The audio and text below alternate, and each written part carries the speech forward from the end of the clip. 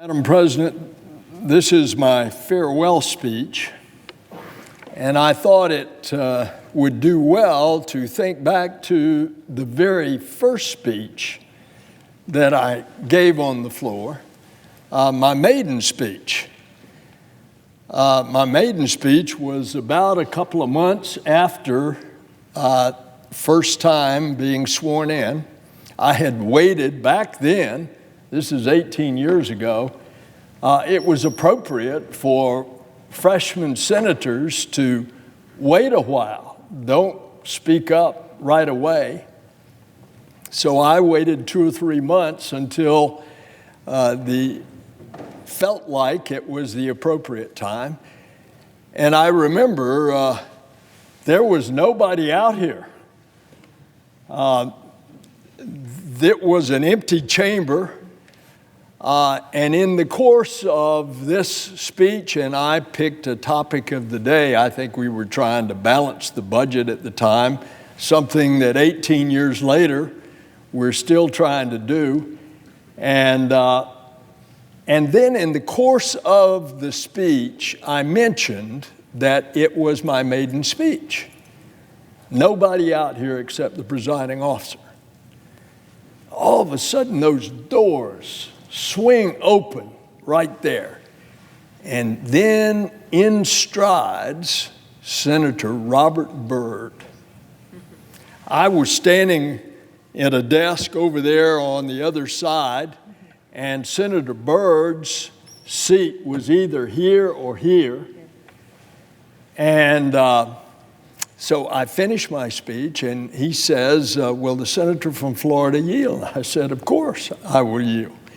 And Senator Byrd, for 30 minutes, gives an oration on the history of maiden speeches in the United States Senate.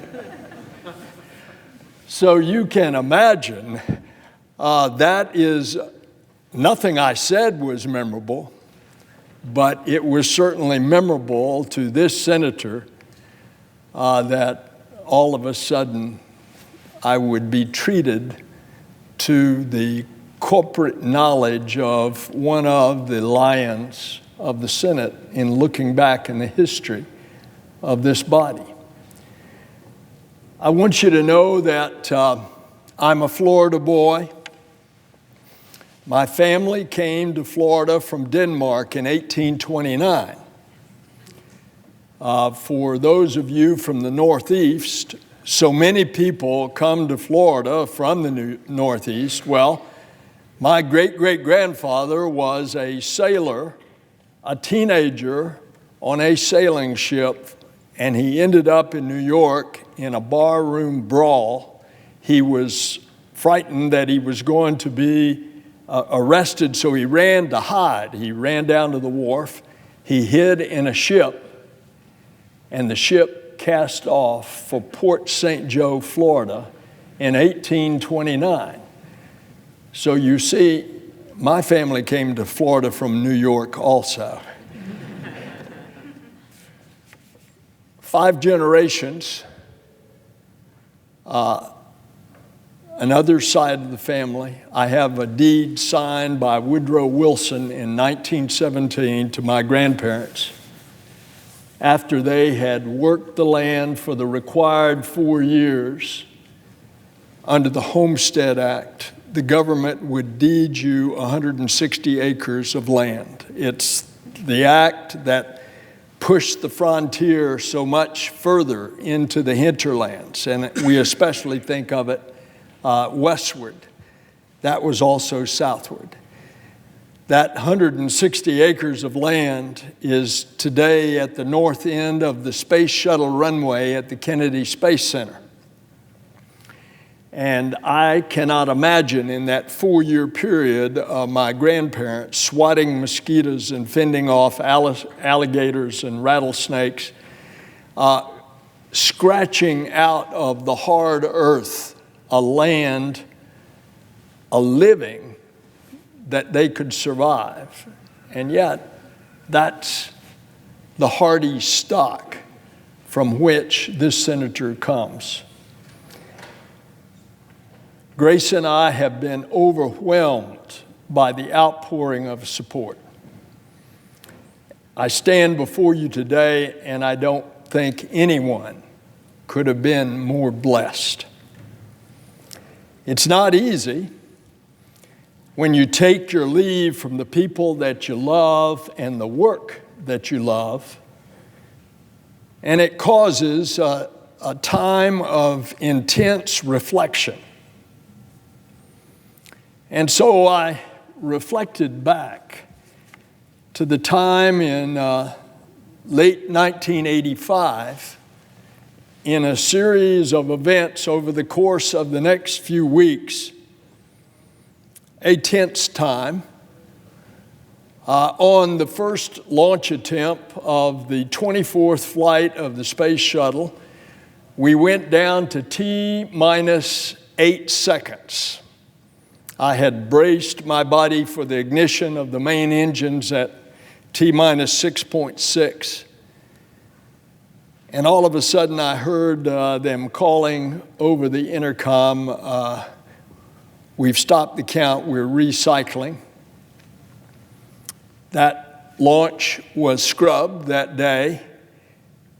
There was an indication by a sensor that a gimbling motor on the thrusters of the solid rocket boosters was malfunctioning, and had that been the case, 9 seconds later, we would not be going straight up. We would have been cartwheeling.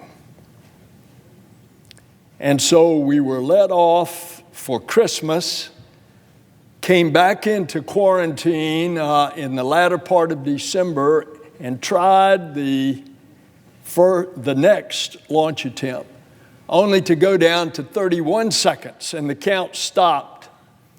And an alert supervisor on the consoles of the launch center had noticed that the LOX line was getting too cold. And they checked, and a mistaken override of the computer had occurred, and 18,000 pounds of liquid oxygen had been drained. And had we launched 31 seconds later, we would not have had enough fuel to get to orbit, and it would have caused the greatest of the ability of our commander, Navy, now Captain retired, Robert Gibson, to land a fully loaded spacecraft on a short runway at Dakar, Senegal, or Morón, Spain. And so we tried the third time. And this time, the count was called off for some external reason. Each of these times, we're in the strapped in, ready to go. And at this point, I think it was the weather was not cooperating over in Africa.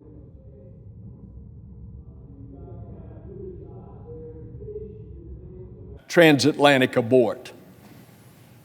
And so it's called off. Well, what they found out that night when they drained the tanks, they found that a temperature probe on the ground support equipment had flowed through the oxygen line and flowed into the vehicle and was stuck in a pre-valve right next to one of the three main engines. Had we launched that morning, the fourth try, in this case the third try, we would have gotten to orbit, time for main engine cut off, and one of the three engines would not have cut off. It would have blown the rear end of the orbiter apart. And so now, a few days later, it's a Friday, we try for the fourth time. And this time we're in the middle of a driving Florida rainstorm. We run from the crew van to the launch tower to get into the elevator out of the pouring rain. We're strapped in, ready to go, waiting for a hole to punch through. And now the rainstorm has turned into a driving Florida lightning storm. And we're sitting on top of all that liquid hydrogen. And so they finally call off the launch, the fourth try. And the fifth try, Sunday morning, it's a beautiful day, we launch into an almost flawless 6-day mission, only to return to Earth, and 10 days later, Challenger launches and blows up high in the Florida sky under circumstances of cold weather that almost exactly duplicated the first launch attempt back on December the 19th. Intense reflection. Why was I spared? Now, upon intense reflection, I think I'm beginning to see. Because it has been the great honor of my life to serve our country and the people of Florida. First in the Army, then in the state legislature, then in the Congress, as state treasurer, and now 18 years in the Senate. I've tried to serve our country admirably and with integrity because I believe that a public office is a public trust.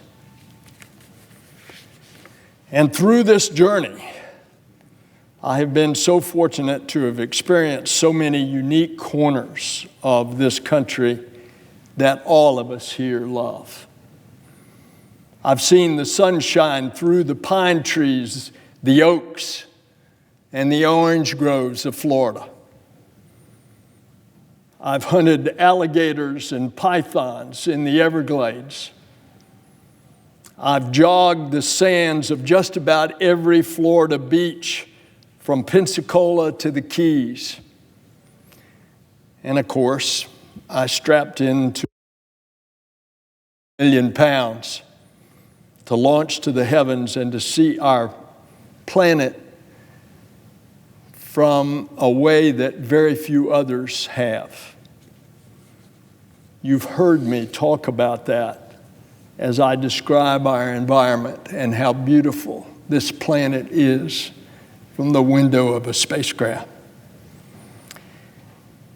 And of course, these experiences in this country, it's the American people, it's every one of us, it's our fellow citizens, the teachers, the soldiers, the factory workers, the moms, the dads, the students, the farmers. Those are the ones that have inspired me to dedicate a life to public service. And those folks have been my strength, as they are often your strength. It's the American people who have kept me going for the past 46 years of public service. And while I have experienced the highs and lows of serving in the Senate, it is often the small, unnoticed steps toward progress that have made this journey worthwhile. I am most happy with some of the work that's been done to help individuals. I want to mention just a few. To Christine Levinson and her family, we've worked tirelessly to bring Bob Levinson home. I have come to this floor for 11 years and said that if Iran does not have Bob, they know where to find him. It's our responsibility to see that Bob, a man who served his country in the FBI for 30 years, is finally reunited with his wife and 7 children and his grandchildren. Another example, it's been a pleasure to work with Rochelle Ham of Jacksonville and the families of the 33 crew members of the El Faro who perished at sea when their cargo ship sank while sailing into the path of a hurricane in 2015. And as a result of that terrible tragedy, we were able to enact into law key maritime safety reforms, including requiring ocean-going vessels to be outfitted with distress beacons and equipment to locate lost seafarers. There are many ways to get things done around here. Sometimes it requires the bully pulpit and confronting people to correct an injustice. And you notice these, as I said, are often little things that people don't notice a lot. Take the case of Bob Peachhead Mitchell of Tampa, who was a part of the Negro League of Baseball. And he fought for years to get Major League Baseball to provide compensation to former Negro League ball players who were excluded from the majors because of their race. And yet they were some of the best players. And when Jackie Robinson integrated the majors in 1947, the rest of the majors were not integrated until 1959. And all those Negro League players were still playing, and they never got the compensation. It took 3 years of cajoling and haranguing to get the Major League Baseball commissioner to do the right thing and give the elderly former ball players their due.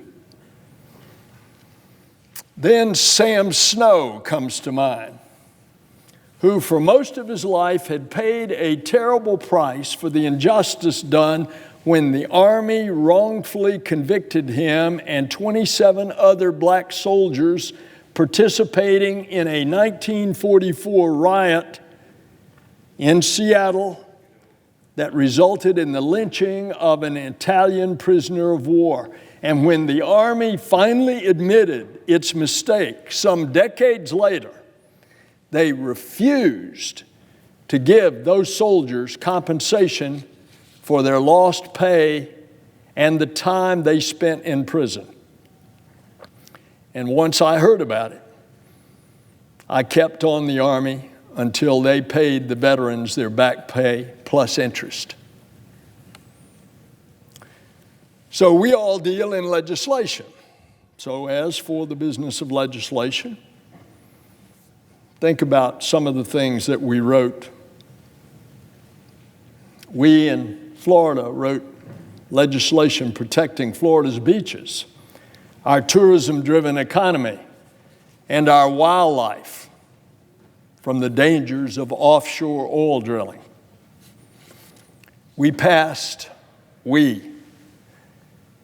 The Democratic caucus, passed groundbreaking legislation that medically insured folks in this country, and that was 22 million Americans in this country, and in my state, over 1.7 million people. We ensured that they had health care and health insurance.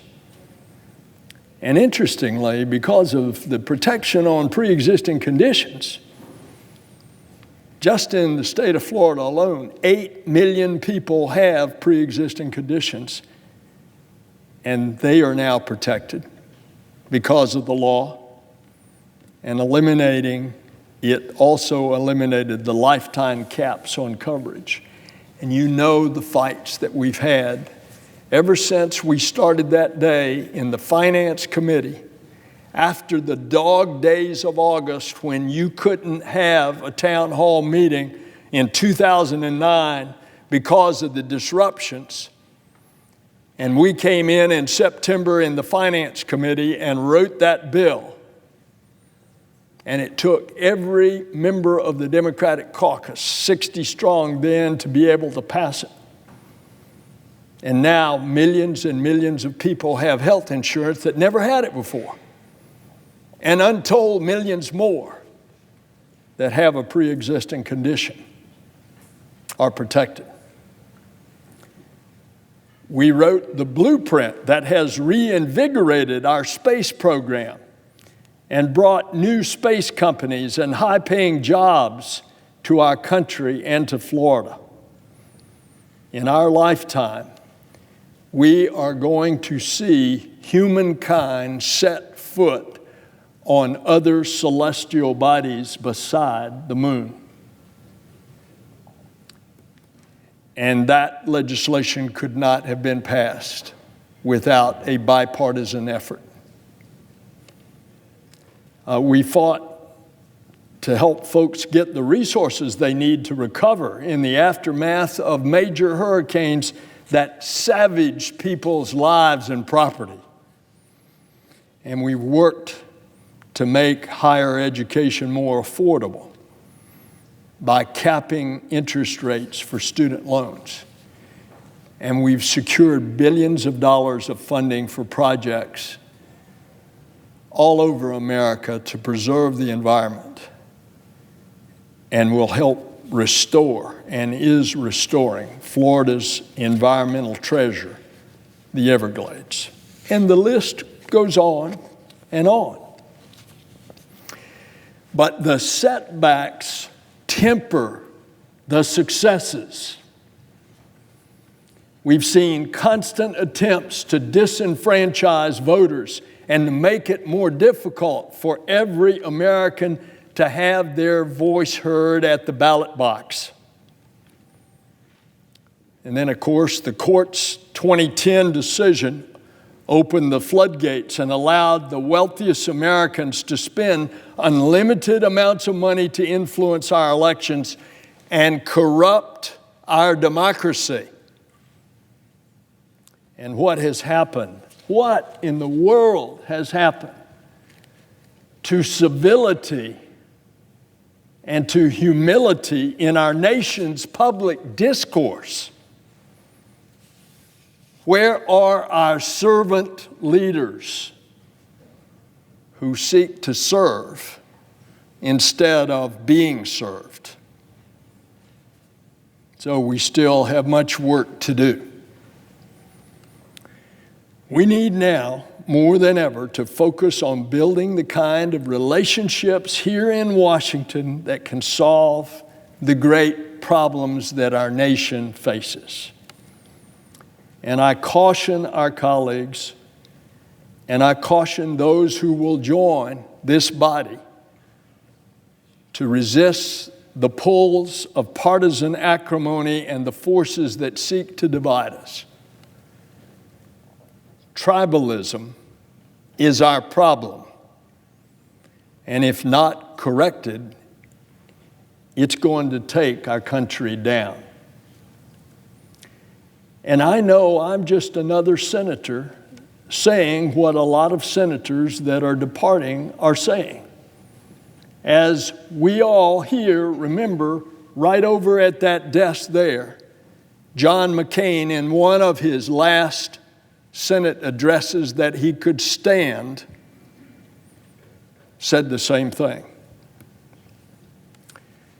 Now, some of my fondest memories in the Senate have been with those who sit on the other side of that center aisle.